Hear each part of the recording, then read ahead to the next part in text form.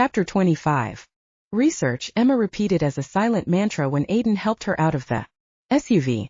The cobblestone drive curved in front of the house, and as Emma walked along it toward the distinguished couple standing by the front door, she was reminded of a tour of Hollywood home she'd taken while on a vacation in LA several years ago. This elegant two-story mansion would be suitable for any major movie star in the country, or any head of state in any foreign country. Jane Austen would have loved this house, but a Regency home would have been surrounded by formal gardens. Instead, the forest hovered all around the house, protecting it from prying eyes. For this place wasn't owned by a head of state or a member of the English nobility. It was owned by a pack of werewolves, and no human had seen it since they'd moved in. Unless she broke the trust Aidan had placed in her, no other human would ever see it besides her.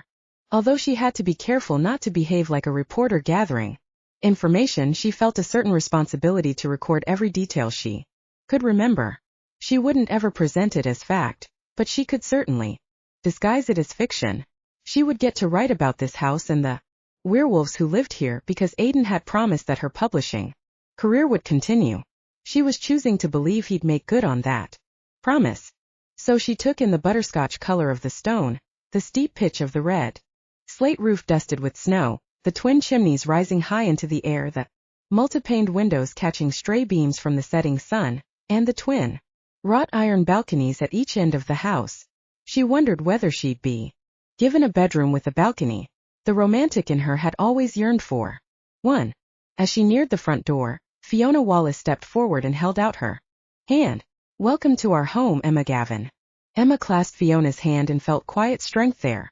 Aidan's mother had yellow gold eyes very similar to her son's, but Aidan had inherited his high cheekbones and square jaw from his father.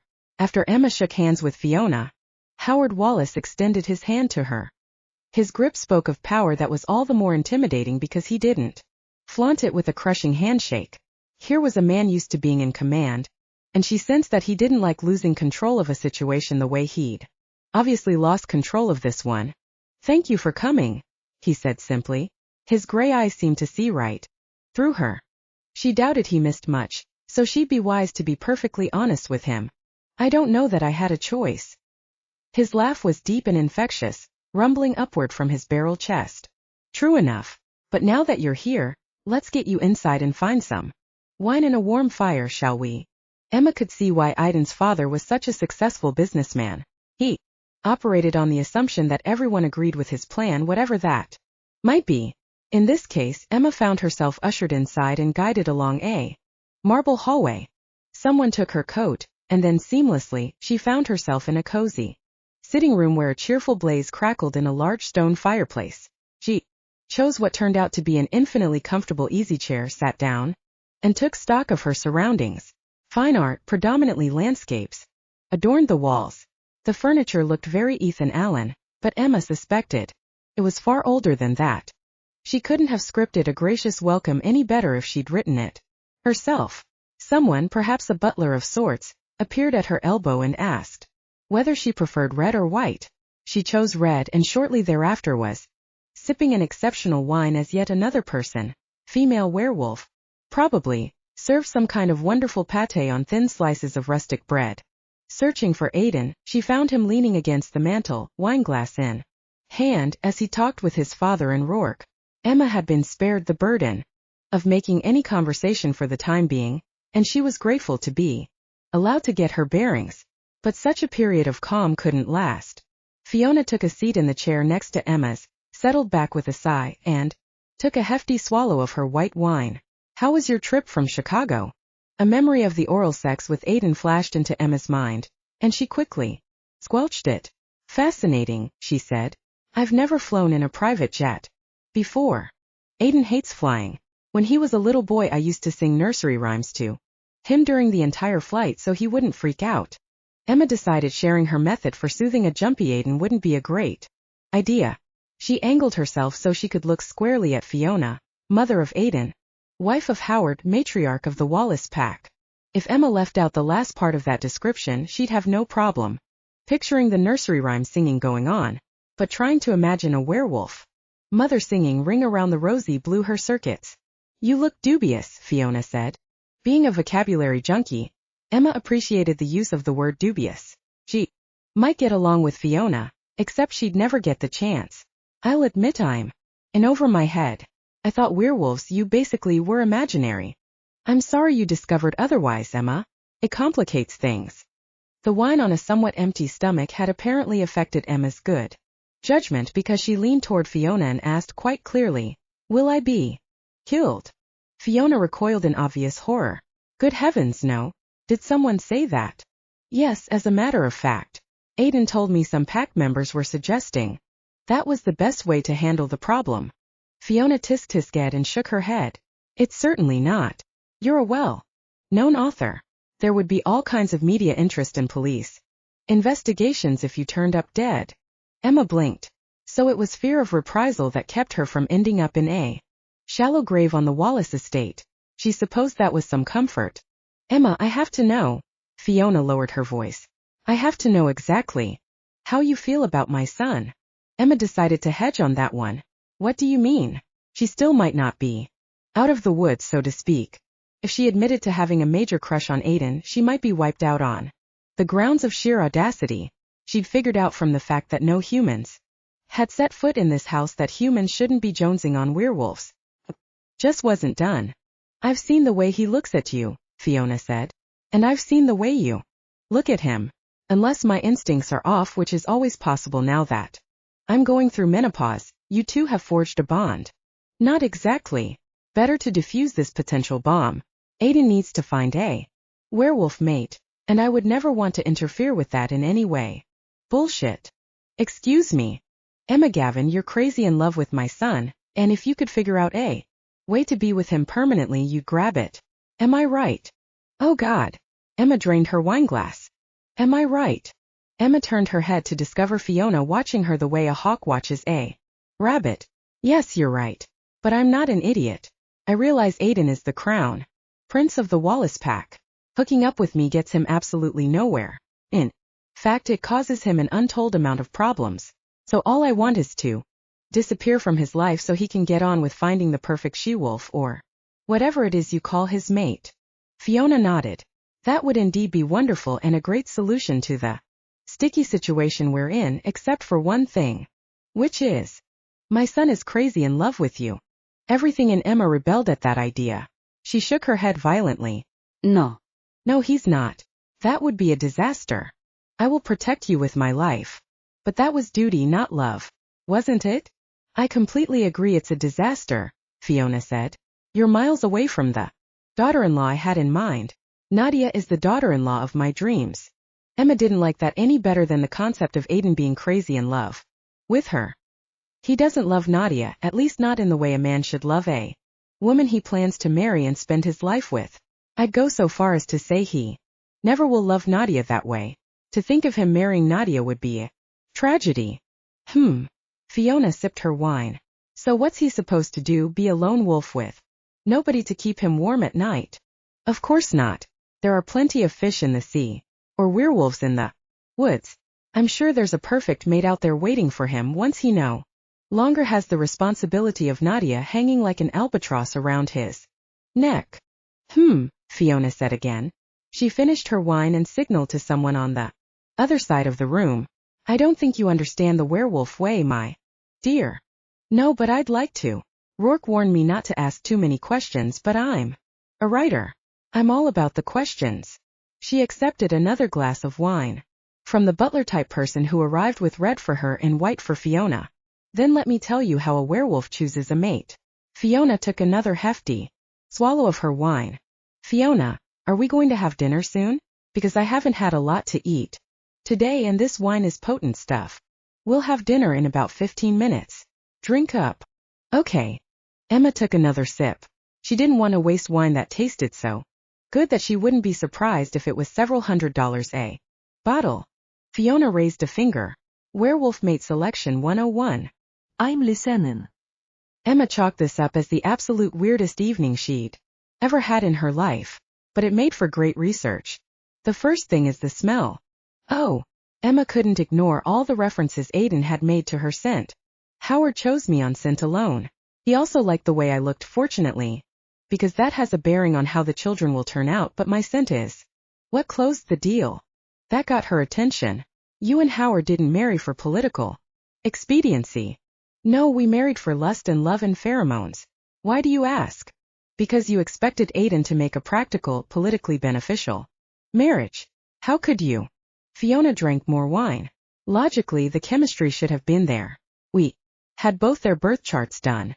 We brought them together several times as children so they'd have a shared history. They're both beautiful. Should have worked. It did in a way. They're fast friends. I still wonder though if you hadn't come along. Emma shook her head. You can pin lots of things on me, but I'm the savior in that situation. Those two would have had a boring, miserable life together, fulfilling what they saw as their duty to both packs. You would have made your son into a martyr, and I can already tell you're not the kind of mother who would want that. No, I'm not. I'm the kind of mother who wants the best for her son. She gazed at Emma over the top of her wineglass. And whether I like it or not, he seems to have chosen you. No, he hasn't. Yes, he has, Emma. That's what I've been trying to tell you. First there's the attraction of scent, and then there's the sexual exploration phase. Last of all, there's the binding. The binding? Yes. If you have to ask what that is, it hasn't happened between you two yet. But I predict it won't be long, judging from Aidan's behavior. He shows all the signs of a werewolf seeking a binding experience. The wine had definitely taken its toll and loosened Emma's tongue. The thing is, Aidan's promised me I won't end up having to stay here. She realized belatedly that sounded ungracious. Not that it isn't lovely, but I have a whole other life. Fiona laid a hand on her arm. Emma, much as it pains me to say this, I predict your life is about to be joined with Aidan's. Emma opened her mouth to protest that unsettling prediction, but dinner was announced. Aidan came to take her in, and after 2 glasses of wine she was glad for a strong arm to lean on. She had much to think about. If Aidan truly loved her and wanted her to stay, would she? Would she have to give up everything else, her career, her mother, her friends? Fiona almost made it sound as if she wouldn't have a choice in the matter, but she wasn't about to abandon her independence, not even for Aidan. I caught a little of the conversation you were having with my mother, but not all of it, he said as they walked into the dining room with an immensely long table.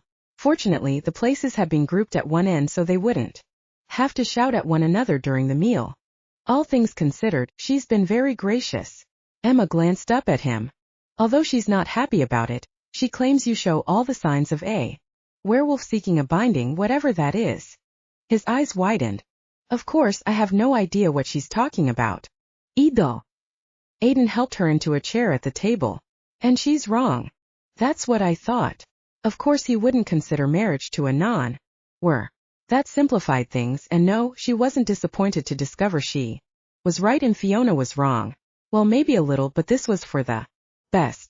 Deciding to live for the moment, she proceeded to enjoy one of the most delicious meals she'd ever had the pleasure of eating. A binding.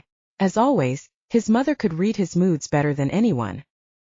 He'd been fantasizing about that very thing ever since that first night of sex with Emma, but he was determined to reject the concept. Fiona had some good reasons for being unhappy with the idea, and he would honor those reasons. No human had ever been bound to a member of the Wallace pack, and Aidan wasn't about to be the groundbreaker with that concept. He wasn't about to put his parents through the drama of it. As the meal progressed, Emma seemed to be having a great time, but one family dinner didn't a lifetime make. She would always be an outsider here, and she'd never accept the kinds of restrictions on her lifestyle that a binding would dictate. As his mate, she'd be privy to all the secrets of the pack, and pack members wouldn't be at all happy with that. They'd demand that she be sequestered here on the estate, and his parents would probably demand it as well. Emma already knew more than was good for her. Binding her to him would be a supreme act of selfishness on his part. Wine flowed during dinner as it had before. His parents were excellent hosts, and Aidan remembered many a dinner party where the entire table had been filled with wers. After dinner, the tradition was for pack members to shift and take a run through the woods. As the plates were cleared after dessert and the after-dinner liqueurs were being savored, Aidan's mother rose and came around to his chair. I'm sure Emma must be tired. Aidan glanced over at Emma. Are you tired? Not particularly. Even so. Fiona's voice was gently insistent. I think it's time Aidan showed you to your room. The message was clear. It was time for the outsider to make herself scarce. Aidan braced himself for an argument from Emma. To his surprise, she smilingly agreed and pushed back her chair with a convincing and ladylike yawn. The tension eased from his shoulders. If she'd take all her cues that willingly, convincing his parents to grant her freedom might not be so difficult. Aidan tucked his linen napkin beside his plate and stood. I had Angelina put Emma's things in the blue room, his mother said. All right. The blue room was at the opposite end of the house from his room, and his mother had surely done that on purpose. What a fabulous meal, Emma said as he walked with her toward the winding stone staircase leading up to the second floor. I wasn't quite sure what to expect. Did you think we'd throw some bloody bones on the floor and start gnawing on them? No, of course not. She glanced at him as they mounted the wide staircase, side by side. Well, maybe. You're free to do whatever you want here after all. And what we want is a civilized meal, complete with the good silver and excellent wine. We gave up raw meat 200 years ago. I didn't mean to be insulting. No insult taken. But he was in a mood and he knew it. He was facing sexual deprivation, and he'd discovered that he didn't like the idea one damned bit. Aidan, I know this must be awkward for you. Just so you know, I plan to keep well away from you for however many days I'm here. They reached the top of the stairs and he turned to her. That won't be hard to do. The bedroom my mother chose for you is at the end of the hall going that way. He pointed to his left. And mine is at the end of the hall going that way. He pointed to his right. And there are hidden cameras in the chandeliers. Placed there by yours truly. Unless I want to be caught on camera, I won't be paying you a visit tonight. That's for the best. Easy for you to say. Come on. I'll show you to your room. He started down the carpeted hallway lined with antique sconces and old photographs. Oh wait. She paused in front of a sepia-toned picture. This looks like a bunch of prospectors. My prospecting ancestors. The Alaska gold rush made them rich. These prospectors are werewolves. A little-known fact of history. Or make that a carefully guarded secret of history. Werewolves make excellent prospectors and miners. They can smell the gold, and they have the endurance to live under primitive conditions. So who's this guy? She pointed to a formal picture of a man in a gray morning coat and pinstripe trousers. That's Irving Gentry. He moved his pack from Alaska down to the Portland area around the turn of the 20th century, made a mint in shipping. His descendants are involved in several Pacific Rim business ventures. Do the Gentrys own a chunk of Portland then? I think that's fair to say. They're pretty influential there, and I think a branch of the pack is now in Seattle too. What other cities are dominated by Wers? He hesitated. I wonder how much of this I should be telling you. You brought up trust earlier today. Goes both ways, Aidan. You have to trust me too. After monitoring my life for 3 months, you must have some idea of my trustworthiness. You're right. I know you're trustworthy. I just have some other people to convince. I know. Anyway, to answer your question, San Francisco and Denver.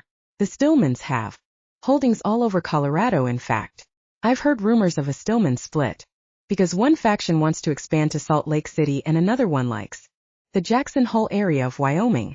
Wers go where there are deep woods and plenty of economic opportunity. Emma nodded. Makes sense. Then her eyes widened. Oh my God. Are there werewolves in Congress? That made him laugh. No.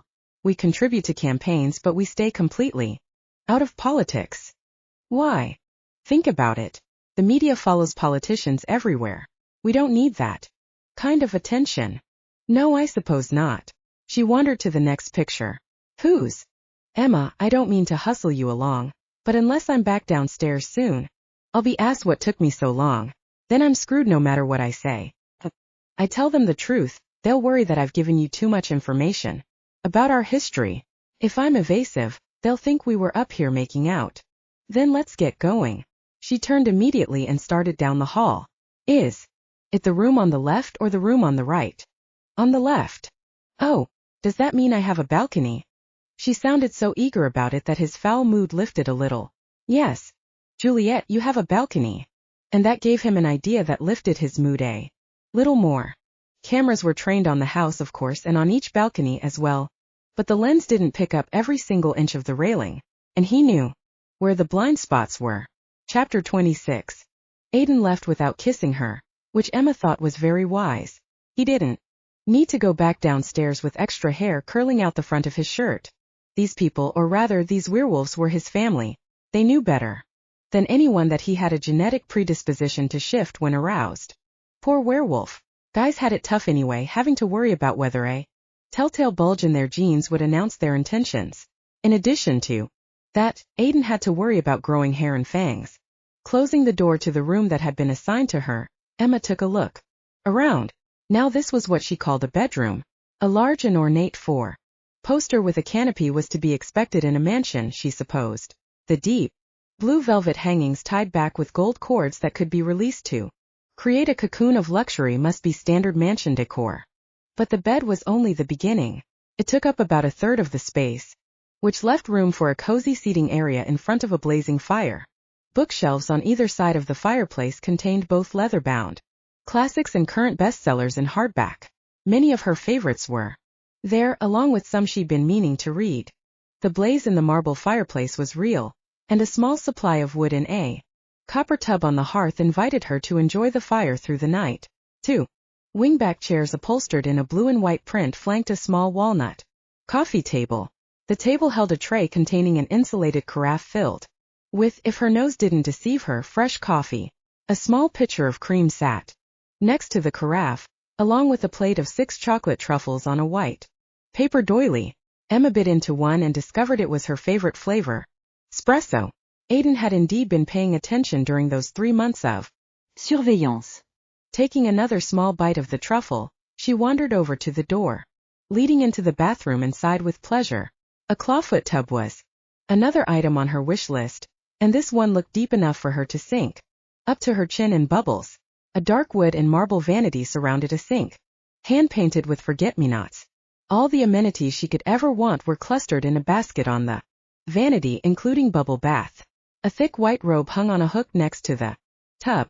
If she couldn't have Aidan tonight, she could relax in a warm bath and sit in front of the fire with a book, a cup of hot coffee, and the rest of the truffles. She might as well unpack and get comfy.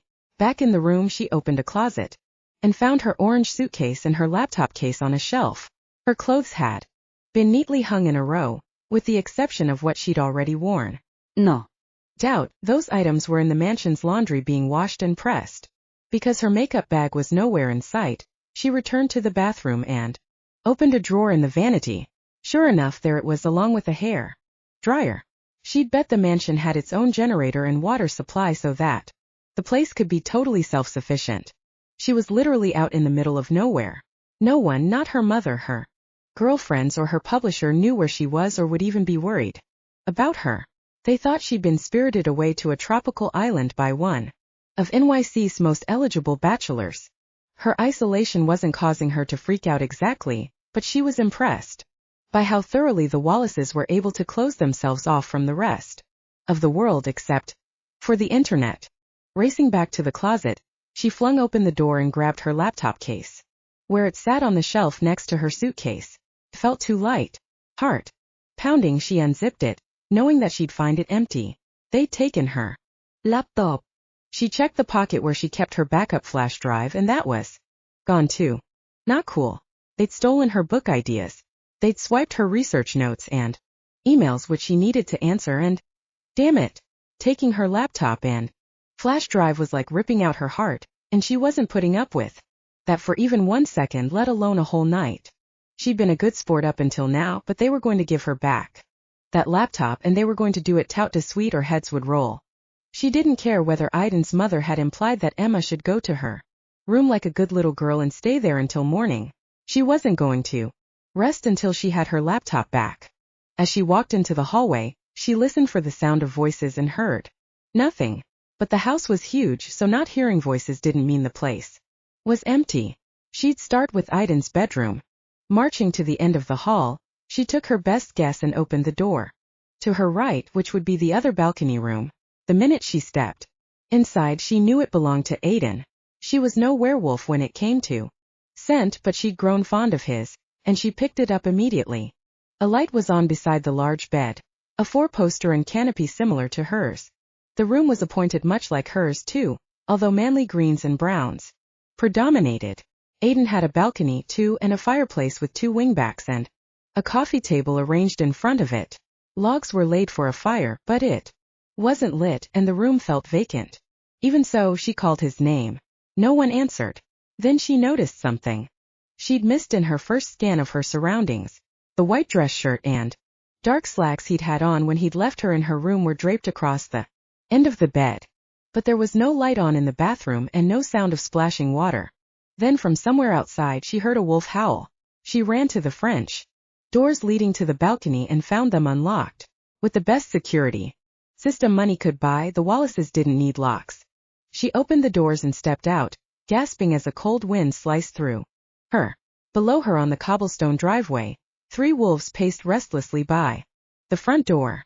She forgot the cold as she stood watching them, totally mesmerized. Only a short while ago, she'd sat at an elegantly appointed table and held a conversation about world events with these 3, and now they were wolves. Despite never seeing any of them in this form, Emma instantly identified each one.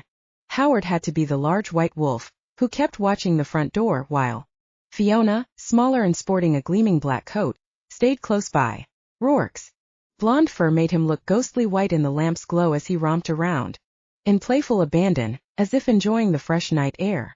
The white wolf howled again impatiently. Then Aidan joined them, his dark brown coat tipped with silver, looking as magnificent as she remembered. He hadn't come through the front door, so she had to assume there was another way in and out. Instead of a doggy door, they must have a wolfy door. One of these wolves knew where her laptop was, but she couldn't exactly call out and ask them. Making her presence known at all might cause all sorts of bad things to happen, including imminent death, which she would very much like to avoid. Aidan wouldn't kill her, but she wasn't so sure about the other 3. As if some signal had passed through the group, they loped off into the dark woods with the white wolf in the lead. Aidan was easily as big as his father, and Emma found some comfort in that. Howard had seniority though, and in a wolf pack that counted for quite a bit. She'd researched it. When they were out of sight, she retreated into Aidan's bedroom and closed the French doors. Man, it was cold out there. How could they stand it? But she supposed as wolves they had those gorgeous fur coats. If they'd gone for a run in the woods, that gave her a chance to search for her laptop. Moving quickly, she left Aidan's bedroom and headed for the stairs. During dinner she'd learned the mansion had 10 bedrooms in addition to the obligatory billiard room, library, and conservatory, which she had to assume contained a bunch of exotic plants. She felt like Miss Scarlet in a game of Clue. But if she were the person who'd confiscated her laptop, she wouldn't leave it under a potted orchid or shoved between books on a library shelf.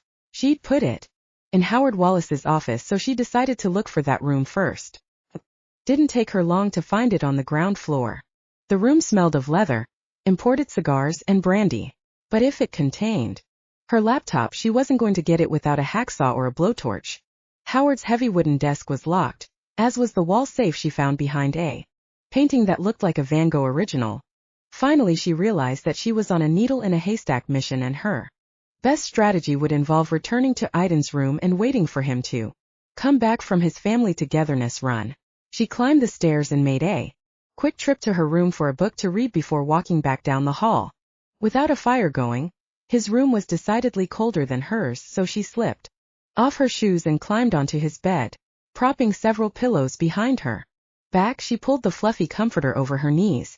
He might not be happy to find her here in his bed. Then again, he might be delighted. If he turned out to be happy to see her, she'd need to remind him that the security cameras had surely recorded her every move. She didn't much care whether they had, and whether everyone knew she'd prowled through the mansion. After they were gone, she wanted her laptop, and she would get it before the night was over, by God. If Aidan wanted sex, he could jolly well produce her laptop first. Aidan stood in the moonlit clearing, hackles raised as he faced all 3 family members. His father's low growl had intimidated him in the past, but he wouldn't let it intimidate him now. They'd run for nearly an hour, stretching their legs, glorying in their strong animal bodies. But Aidan had known the run would end here, at the clearing, where every important decision had been made since he could remember. He'd known that this would be where his resolve to protect Emma would be tested. I don't give a damn what you promised her. His father's words came through, loud and clear in the telepathic manner of words. She's a danger to the pack. And our duty is clear. We must keep her on the estate. For how long? I'll decide that. Aidan's answering growl was as strong as his father's. You'd imprison her? She'll be given the best of care.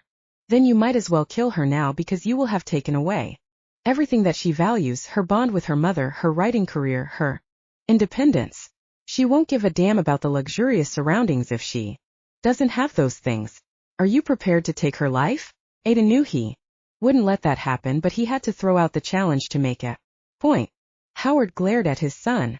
I won't have her blood on my hands, and you know. Then you'll have mine. I'll leave with her. And if you want to stop us, you'll have to kill me. Fiona stepped forward. Will you two cut it out? There's no need for the histrionics. Howard snarled a warning. This pup is challenging me. I won't have it. He lunged forward and closed his powerful jaws over Aidan's neck. Aidan threw him off but felt the skin tear. He circled his father, looking for an opening, ready to do what he had to for Emma. Stop it. Fiona threw herself between them, snapping and growling until both wolves backed away. Fiona stood between them, panting. I won't have this. A rumbling growl rose from deep in Howard's throat as he glared at Aidan. Your mother has always coddled you boys. I've never approved. Then tell her to step aside, and we'll settle this. Howard turned to his mate. You heard your son. This is between Aidan and me. Rourke circled the group until he was shoulder to shoulder with Aidan. And me. I stand with my brother. He's made a promise. Let him keep it. Emma won't betray us. Aidan's heart swelled with gratitude, although he didn't look at his brother. He hoped Rourke knew how much the support meant to him. His father snarled defiantly. And if she does betray us? Aidan met his father's steely gaze. You will turn me over to the pack, and they will seek their revenge according to pack law. You would lay down your life for this human female? Yes. Fiona moved forward again. Then bind her, Aidan. Howard whirled toward her. No. Aidan's the eldest son. He can't mate with a human. Fiona stood calmly facing her life's partner. I don't like it any more than you, but it's obvious he's made his choice. And if she's going to hold our fate in her hands, she needs to be one of us. But their offspring might not be were. We have to take that chance. Fiona turned her attention back to Aidan. Bind her. No. She wouldn't want that. His mother gazed up at the night sky. Males are all alike. They think they know everything. She looked at him. Ask her. And if she says no? His mother's gaze softened. She won't. But if she does? His father snorted. Then I'll be saved the humiliation of having my eldest son mated to a human. His gaze swung to Rourke. I'm counting on you to give me we're grandchildren now that Aidan's lost his mind. Not anytime soon, I hope. Rourke broke ranks and wandered off to sniff something in the bushes. I'm extremely busy sowing my wild oats. Don't be sowing them in the wrong field. Howard glanced around the clearing. Are we done here? I'm ready for a warm fire and a warm bed. Aidan faced his father one more time. Just so we're clear. Whether I bind Emma or not, she'll be free to see her mother, continue with her writing career, and yes, but I'll want to approve all her manuscripts. I can begin on that. First thing. Her laptop and flash drive have been confiscated. Aidan's blood ran cold. Confiscated? Rourke brought me her laptop and her flash drive from her room. Aidan turned to where his brother browsed through the weeds. Rourke? They're in the safe in Dad's office. I figured we needed to know what she... Shit. Aidan took off at a run. Maybe she'd been too tired to check her computer case. Maybe she'd enjoyed a bubble bath and some coffee and chocolates before climbing into her big bed. That was wishful thinking. If he had to guess, he'd say that she was, at this very moment, ransacking every room in search of the most important piece of equipment in her creative life. No telling what sort of panic she'd go into, because she'd been separated from that laptop. Rourke and his father had no clue what they'd done, but Aidan had studied Emma's habits for 3 solid months. She wouldn't take the theft of her laptop lying